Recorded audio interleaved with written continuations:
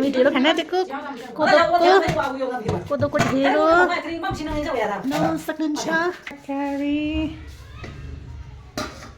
हामी चाहिँ साथीहरू आज हाम्रो मेरो बहिनीले ढेँडो बनाउनु भएछ। साग ढेँडो मासु है।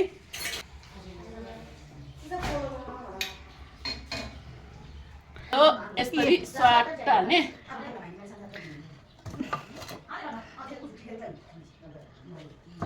माथि अचार छ खतरा अचार छ मुलाको ल्याउँछु ल। अब योसँग दिनु भएर त चट ल चट चट एकचोटि हामी कवि जस्तै कुकरमा खाएको जस्तै हजुर नि यस्तै न अर्को होइन उसले राखेको थियो चट चट चट के को लागि ओके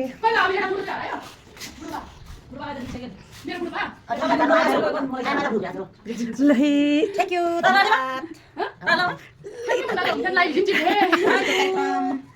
छ्याको हाप्पे होलीको दिनमा यस्तो हाम्रो कोदोको ढिँडो मासु साग अचार कति मिठो यस्तो मिठो साउने त मिठो छ राम्रो छ हाम्रो त यस्तो हो ल बिस्तारै खानुहोस् ल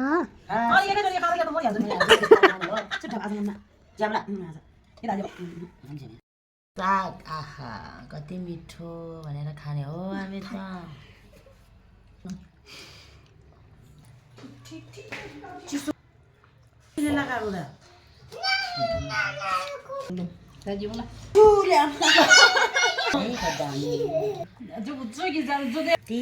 बनाउनु नजाने जस्तो भइहाल्छ खाउ खाउ हामी गरेको कति मिठो पकाउँछ।